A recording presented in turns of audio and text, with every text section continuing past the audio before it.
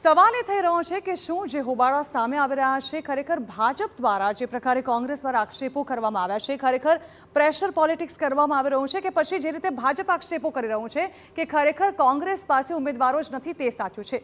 આ વિશે ચર્ચા શરૂ કરવા જઈ રહ્યા છે। મારી સાથે બે ગેસ્ટ જોડાઈ ગયા છે કોંગ્રેસ અને ભાજપમાંથી। મારી સાથે કોંગ્રેસ તરફથી મનીષભાઈ દોશી છે, ભાજપ તરફથી હેમાલીબેન મારી સાથે જોડાઈ રહ્યા છે બોઘાવાલા। સૌથી પહેલા મનીષભાઈ આપને સવાલ પૂછવા માંગીશ। છેલ્લા થોડા દિવસોથી ગઈકાલે પણ ખબર સાંભળી કે આપના કેટલાક નેતાઓ જે છે તેને આપે તેઓને સંતાડવા પડ્યા છે અત્યારે, કારણ કે ઉમેદવારી ફોર્મ પરત ખેંચવાનો આજે છેલ્લો દિવસ હતો। પ્રેશર પોલિટિક્સ ભાજપ દ્વારા અપનાવવામાં આવી રહ્યું હોય, કોલ કરવામાં આવી રહ્યા હોય તે પ્રકારના આક્ષેપો કોંગ્રેસ લગાતાર લગાવી રહી છે। શું કહેશો આને લઈને? આપે જે આપની ચર્ચાની શરૂઆતમાં જે પહેલી જ વાતમાં આપે જ ઉલ્લેખ કર્યો, જે પ્રશ્ન પૂછ્યો એમાં જ એનો જવાબ આવે છે કે પ્રેશર પોલિટિક્સ। પ્રેશર પોલિટિક્સ એટલે શું?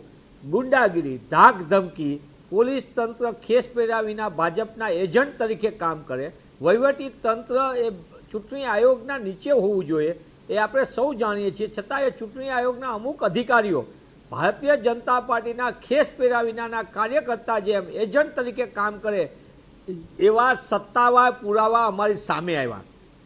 મીડિયાના માધ્યમથી જો વડોદરાની અંદર હું સાંભળતો હતો, ત્યાંના સાંસદ સુફિયાની વાતો કરતા હતા। અરે ભાઈ, તમને એ ખબર હોવી જોઈએ, તમે તો બન્યા છો, તમારા પક્ષમાં પણ તમારી સામે કેટલો સુંદર પ્રતિસાદ છે એ આપણે આખા ગુજરાતે જોયો છે।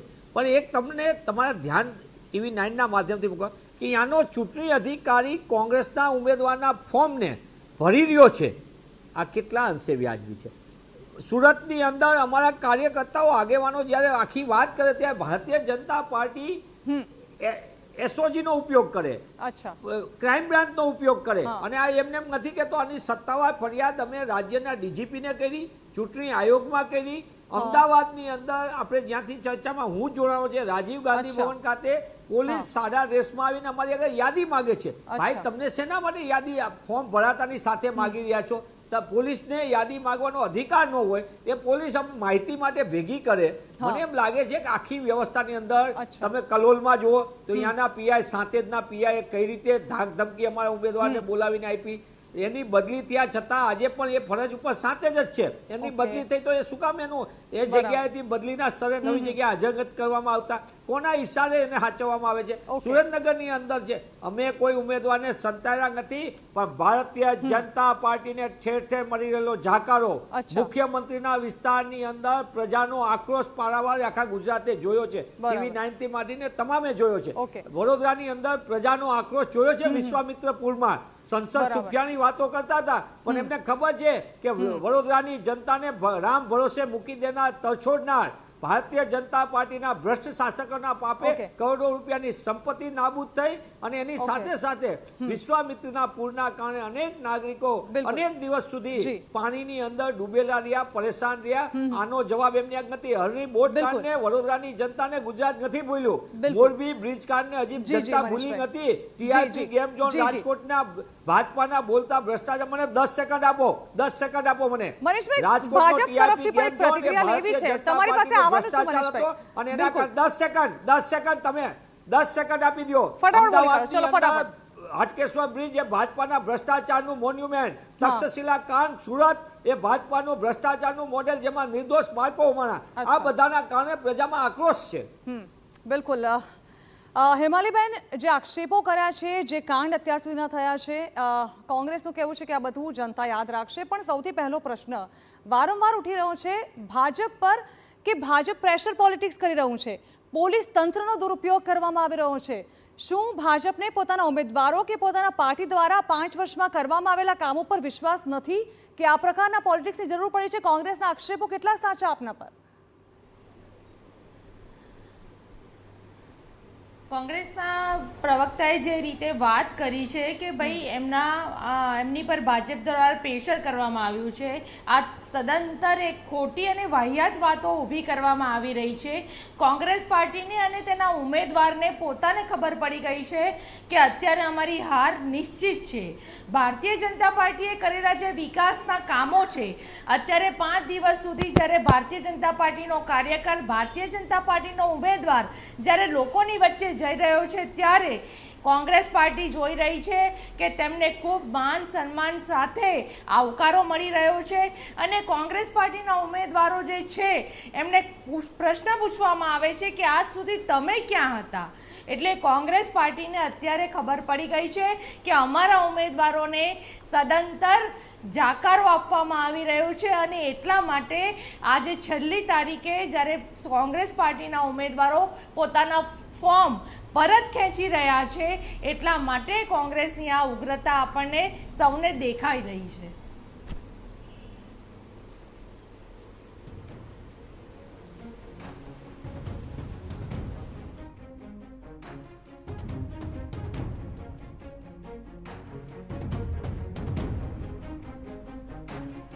તો એક તરફ ભાજપ તરફથી આક્ષેપો કરવામાં આવી રહ્યા છે.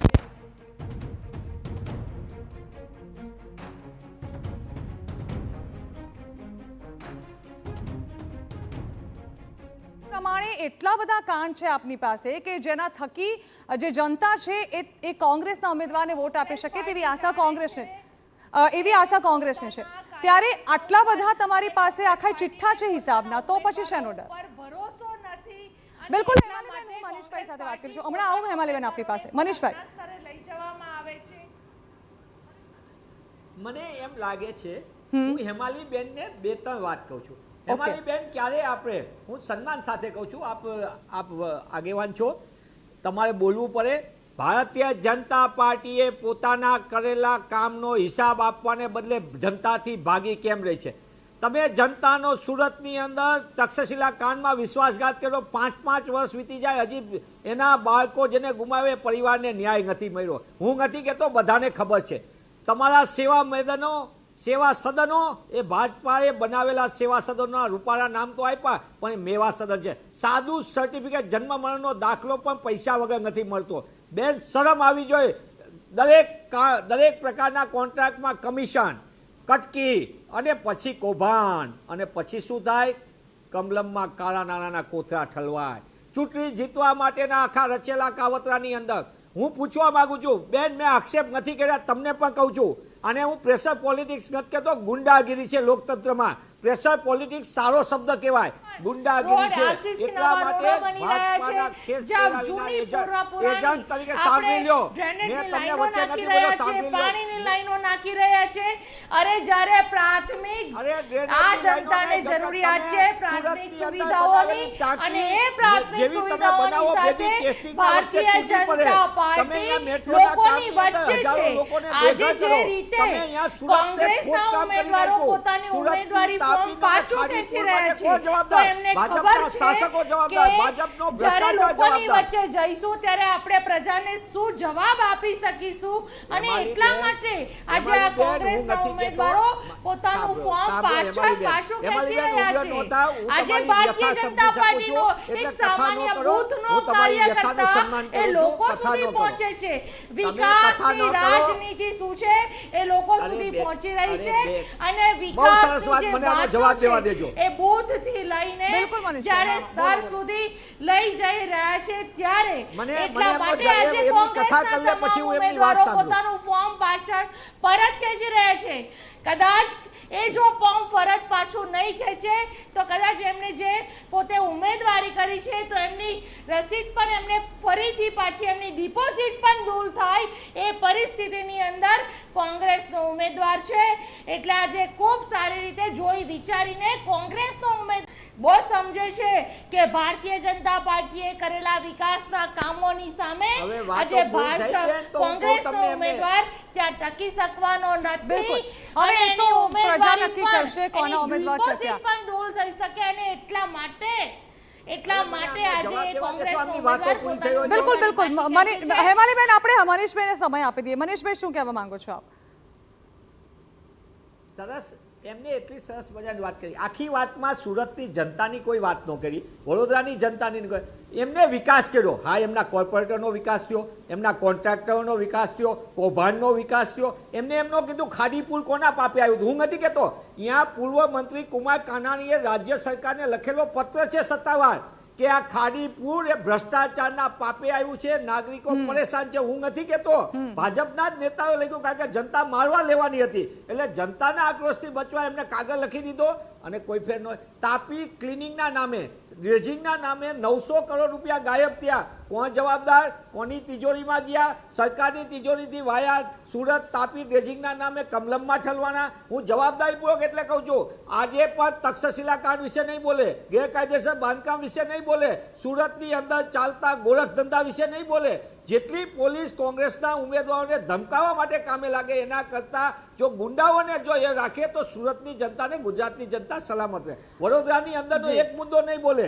વડોદરાની અંદર વિશ્વામિત્રનું પુલ કોના પાપે આવ્યું? લોકો કેમ પરેશાન થયા? કરોડો રૂપિયાની સંપત્તિ કેમ થઈ? કોને ત્યાં રાજ્યના કેમ આખું મંત્રીમંડળ આવ્યું તો એમને ભાગવું પડ્યું? રાજકોટની અંદર ટીઆરપી ગેમ ઝોન ભ્રષ્ટાચારનું મોડેલ કોનું હતું? ભાજપનું હતું. મોરબી પુલકાંડનું ભાજપનું મોડેલ કોના પાપે? કોણ નિર્દોષ હોવાના? અમદાવાદની અંદરનો હાટકેશ્વર બ્રિજ એ ભાજપની ભ્રષ્ટાચારનો બેનમૂળ નમૂનો. હાટકેશ્વર બ્રિજની તો મનીષભાઈ હાઈટ એ છે. મનીષભાઈ હાટકેશ્વર બ્રિજની હાઈટ એ છે. ગુંડાગીરી થાય. જી જી. ફોર્મ પરત ખેંચાવા ગુંડાગીરી થાય. મુખ્યમંત્રીના જી જી. વિસ્તારમાં ફોર્મ પરત ખેંચાવા ગુંડાગીરી થાય. બિલકુલ બિલકુલ. હર્ષ સંઘવી રાજ્યના ગૃહમંત્રી. મનીષભાઈ હવે મને બોલવા દો, ગેસ્ટને પછી બોલવા દઈશું. મનીષભાઈ જી જી તમારે બધું બોલવાનું છે. મનીષભાઈ અને નેતૃત્વ તેઓ જાણી ગયા છે એટલા માટે આજે કોંગ્રેસના ઉમેદવારોએ પોતાનું પરત ફોર્મ ખેંચ્યું છે. એટલા માટે ભાજપના ઉમેદવારો ટકી શકે એવા નથી એટલે કોંગ્રેસના ઉમેદવારને એનકેન પ્રકારે બેસાડીને એવી ટેકનિક અજમાવવામાં અમે જીતી ગયા ભાઈ, જીતી ગયા. ગુંડાગીરીથી જીત મેળવી હોય લોકતંત્રમાં એ સ્વીકાર્ય નથી. મને બતાવો, મારે આપને પૂછવું છે કે કોંગ્રેસનું મજબૂત નેતૃત્વ બતાવો. કોંગ્રેસના મજબૂત નેતૃત્વ સામે ભારતીય જનતા પાર્ટીનો વિકાસ સુરતનો હિસાબ આપો હેમાલી બેન. અરે મારા બેન, હેમાલી બેન તમને સન્માન સાથે કહું છું, સુરતના તક્ષશિલા કાંડમાં જે ભૂલકાઓના નિધન થયા એ ભ્રષ્ટાચારનું આખું મોડેલ તમે ક્યારે એના વાલીઓને ન્યાય આપશો? ખાડીપુર આવ્યું એ ક્યાં ભાજપના નેતાઓ નહોતું? શમશાનની જમીન પચાવી પડી એ ક્યાં ધારાસભ્ય ભાજપના હતા? એનો કોઈક જવાબ આપો. સુરતની અંદર વેપારીઓની મિલકતો સળગી ગઈ અને તમે લોકોએ બારોબાર વેપાર કર્યો, એનો કોઈક જવાબ આપો. સુરતની અંદર દરેક કામની અંદર ટકાવારી, એનો જવાબ આપો. વડોદરાની અંદર સ્માર્ટ સિટીના નામે લૂંટ ચાલી અને 2000 કરોડ રૂપિયાનું કૌભાંડ થયું, એનો જવાબ આપો. સુરતની અંદર મારા સવાલો ત્યાંના ત્યાં જ રહ્યા. બંને પક્ષે માત્ર પોતપોતાની વાતો કરી, પરંતુ હવે જવાબ મને લાગે છે કદાચ જનતા જ આપશે. રાહ જોવાઈ રહી છે. હવે જ્યારે 26મીએ ચૂંટણી યોજાશે અને ત્યારબાદ 28મીએ જે પરિણામ સામે આવશે, બંને પક્ષમાંથી કોનું પલડું ભારે છે તે સ્પષ્ટ થઈ જશે. પરંતુ મારે અહીં આ ચર્ચા સમાપ્ત કરવી પડી રહી છે. ખૂબ ખૂબ આભાર મનીષભાઈ આપનો અને હેમાલીબેન આપનો પણ અમારી સાથે જોડાવા બદલ.